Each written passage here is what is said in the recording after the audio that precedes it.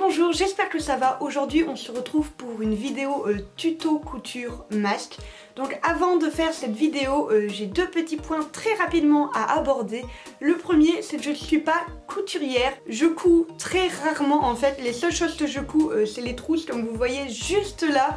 J'ai un tuto tout là-haut, je vous le mets. Moi je fais vraiment à la couture pour les nuls, sans matériel. On voit énormément de vidéos de personnes qui sont extrêmement douées, mais on n'a pas forcément ni leur talent, ni leur matériel. Donc je vais faire vraiment une vidéo sans matos. Vous verrez que j'utilise des pinces clic-clac, que j'utilise tout simplement ma main pour coudre et pas de machine.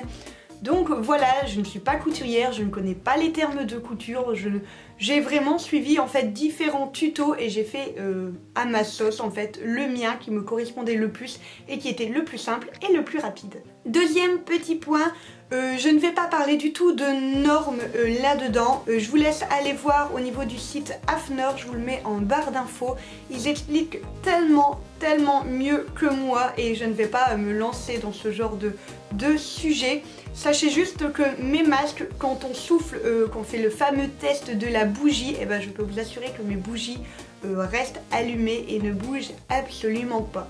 Ce sont des masques avec une tige en métal en fait au niveau du nez. Moi je suis team lunettes, si je n'ai pas cette tige, je ne vois rien du tout de ce qui se passe dans la pièce. Dès que je rentre, dès que je sors, c'est l'apocalypse. Donc du coup, mes masques sont faits avec des petites tiges. Si vous n'en avez pas, je vous donne une astuce dans la vidéo pour en trouver à zéro prix, j'ai envie de dire. Et si vous ne voulez pas en mettre, tout simplement, vous sautez cette étape, vous verrez, elle est facultative. Je vous montre également le deuxième version enfant, qui est donc du coup beaucoup plus petit. Vous verrez, je donne tous les détails dans la vidéo. Juste une petite aparté, ce tissu, vous n'allez pas le retrouver sur le marché tout simplement parce que c'est mon tissu, c'est moi qui le fabrique. Donc voilà, ce sont mes dessins mandala dessus et j'avais vraiment envie de vous le montrer dans cette vidéo. Donc je blablate pas plus longtemps et c'est parti. Pour faire ce masque, vous aurez besoin d'une paire de ciseaux, une aiguille ainsi que du fil. Je travaille avec ce genre de petites pinces un peu croco, je sais pas comment ça s'appelle, c'est principalement pour la papeterie. Si vous n'en avez pas, évitez d'utiliser des épingles, ça fait des trous. Prenez des trombones, vous verrez qu'on s'en sert quand même pas mal, mais que ça peut carrément être ajustable avec un autre matériel. Il vous faudra deux tissus. Moi j'utilise du blanc pour mettre à l'intérieur et à l'extérieur j'utilise mon tissu mandala que j'ai fait moi-même. Donc je le trouve vraiment très sympa, c'est avec mes dessins de mandala. J'avais vraiment envie de faire des masques avec mes propres dessins et donc c'est parti. J'utilise également ces petites choses qui seront du coup pour le nez. N'hésitez pas aussi à utiliser les petites, vous savez, les petites languettes qui servent à refermer par exemple le pain de mie, etc. Ça fonctionne très bien. Il faudra juste qu'au moment où vous faites le petit emplacement pour mettre la barrette, vous laissez une ouverture pour l'enlever parce que celles-ci, elles sont non oxydables en fait. Elles peuvent passer à la machine sans aucun problème. Mais quand vous prenez les emballages au niveau des pains de mie, de tout ce qui est gaufre, etc. Et bien du coup, ça passera pas en machine. Ça risque de non seulement abîmer votre machine, mais aussi de rouiller. On va découper dans nos deux tissus des carrés de 19 sur 19. Donc ça c'est pour les adultes. Donc voilà, si c'est pour les enfants, je fais 17 sur 17. Forcément leur morphologie est plus petite, ça me paraît évident.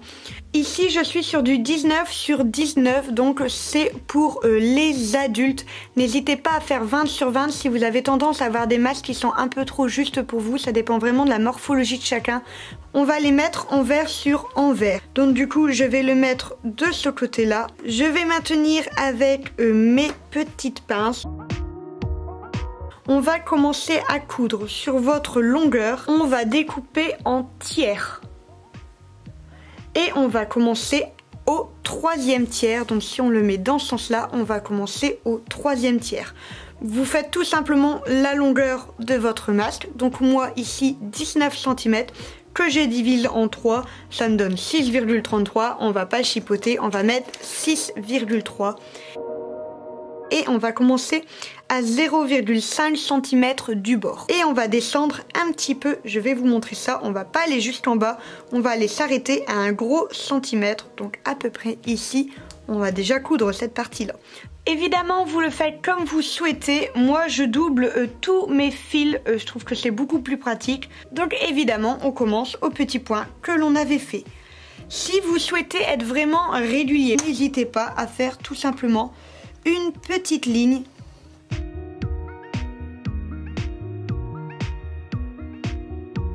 Arrivé ici, comme je vous avais dit, à 1 cm, on fait une petite pause et on va utiliser notre fil élastique. Moi j'utilise de l'élastique rond parce que tout simplement je suis super sensible derrière les oreilles et dès qu'il est un petit peu rectangulaire et plus épais, ça me fait un mal de chien. Et on va prendre 18 cm deux fois.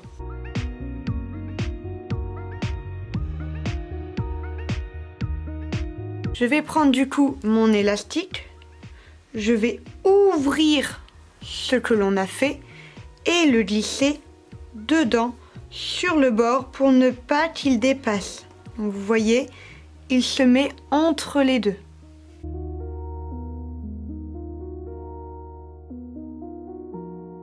Moi je suis du genre assez psychorigide et je passe 20 000 fois sur mon petit élastique pour vraiment qu'il tienne bien. Le fil, on va plus s'en occuper, on va le mettre à l'intérieur pour le moment, on le laisse là et on va continuer de faire notre bord ici.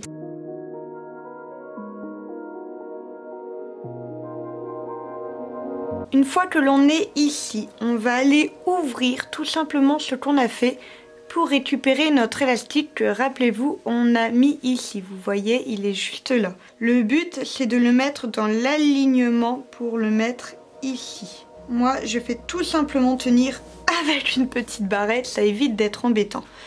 On a, si on passe le doigt, on le sent bien. Si vous avez de l'élastique qui n'est pas comme moi rond, mais qui est rectangulaire, faites bien attention qu'il soit bien droit et qu'il ne soit pas retourné à l'intérieur. Ce serait embêtant au niveau de l'oreille, ça blesserait plus facilement. Donc n'hésitez pas à bien le lisser avec le doigt jusqu'à le faire venir ici.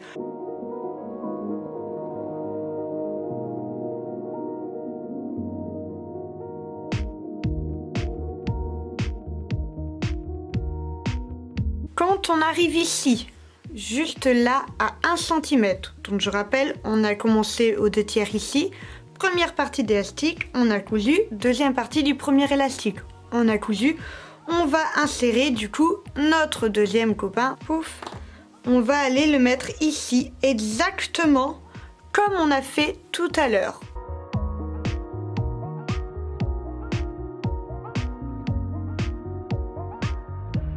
Comme on a fait tout à l'heure, on va aller cacher la ficelle de l'autre côté pour être sûr de ne pas la coudre bêtement en faisant le bord. Et on va continuer de faire cette zone-là exactement comme on l'avait fait précédemment. Donc c'est parti. Une fois arrivé ici, donc on vient de faire là, on va revenir là.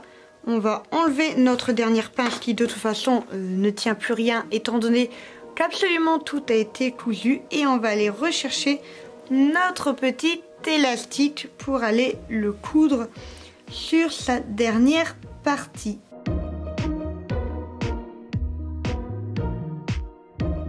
On va aller continuer à peu près jusqu'à là. Je ne vais pas plus loin parce qu'après tout simplement pour le tissu le mettre dans l'autre sens c'est compliqué.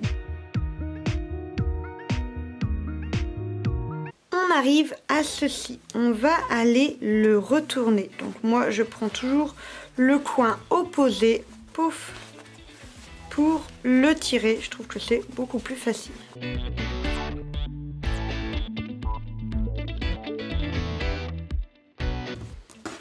Vous voyez, l'ouverture est juste là.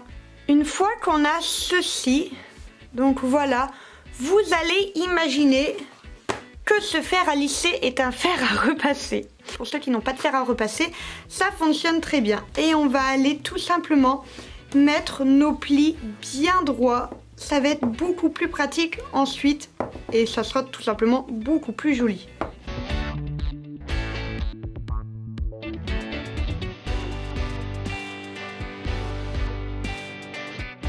Une fois qu'on est arrivé à cette partie-là, on va aller tout simplement glisser par notre petite ouverture ce qu'on a prévu pour notre bout du nez.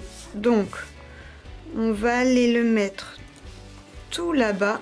On va essayer de le centrer au maximum. Et je vais aller tout simplement coudre juste ici au contour. À cette étape-là, si vous utilisez des emballages de, comme je disais, du pain, du café, ce que vous voulez, mais vous savez, les petits trucs d'aluminium, laissez une petite ouverture pour pouvoir, en fait, dans le tissu, vous ouvrez légèrement là, vous recousez bien des deux côtés pour pouvoir l'enlever et la remettre au fur et à mesure de vos lavages.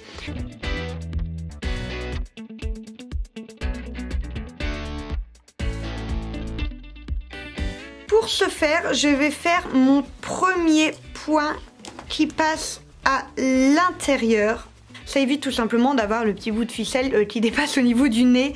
Il n'y a rien de pire. Et on va aller ensuite coudre les deux couches de tissu. On arrive donc à ceci, vous le voyez, juste ici, il y a la couture du coup pour le pince-nez. Vous voyez, il tient tout seul. On a donc la barrette pour le nez au-dessus, l'ouverture juste là en dessous. On va aller le mettre dans ce sens-là, donc le dessin qui sera à l'extérieur au-dessus. On va aller le plier en deux, donc comme ceci. Pour cette étape-là, c'est vraiment pas compliqué. Je vais aller marquer mon pli pour qu'il tienne au fer à repasser que vous voyez juste là. On va le rouvrir, on a notre pli qui se met bien là. Comme vous voyez, moi il est vraiment au centre.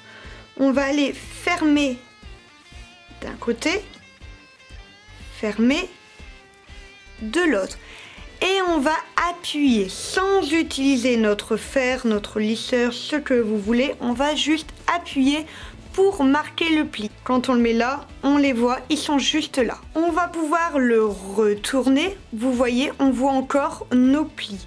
Le pli qui est là, on va aller le coller sur celui du milieu que lui, on avait marqué au fer. On prend le pli fictif que l'on a fait tout à l'heure en repliant.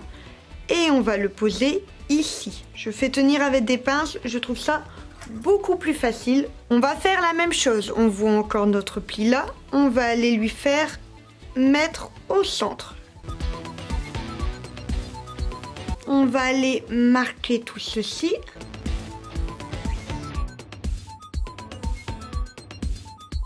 On vérifie que tout est bien aligné. J'adore le rendu avec ce tissu mandala. J'adore, je trouve que ça fait vraiment trop beau. Et on va aller tout simplement mettre un petit point de couture tout ici pour maintenir les deux côtés. N'hésitez pas à bien décaler vos pinces pour pas non plus que ce soit trop au milieu. On a toujours la barrette du nez qui est en haut, l'ouverture qui est en bas. Et voilà ce que ça donne. Je vais pas vous mentir, c'est clairement l'étape la plus difficile à mon sens, parce que tout simplement il y a beaucoup d'épaisseur de tissu à avoir et à la main c'est vraiment la difficulté. Moi je n'hésite pas à bien faire des points ici, donc ils vont tenir les deux côtés et juste ici pour que ce soit vraiment bien solide et que ça ne bouge pas dès qu'on le met. On a donc le masque avec la barrette et on a le petit trou ici qu'on va pouvoir du coup maintenant combler. Et voilà, mon masque est terminé. Il ne reste plus qu'à le porter. Voilà, j'espère que cette vidéo vous aura plu. Vous avez désormais en votre possession un petit masque qui, comme vous voyez, pouf, se met super bien. C'est vraiment très pratique. Je ne sais pas si vous allez m'entendre avec le masque. On ne peut plus lire sur les lèvres désormais. Mais voilà, vous voyez, moi, au niveau des élastiques, c'est pour ça que je prends des rondes, parce que rien ne m'empêche de faire un petit nœud. Même si ici ils sont tout à fait à ma taille. Donc voilà, cette vidéo est terminée. N'hésitez pas à me mettre en commentaire ce que vous en pensez. Un petit pouce, on partage, la cloche, on s'abonne. Comme d'habitude, vous savez comment ça se passe. Quant à moi, je vous fais des gros bisous et je vous dis à la prochaine.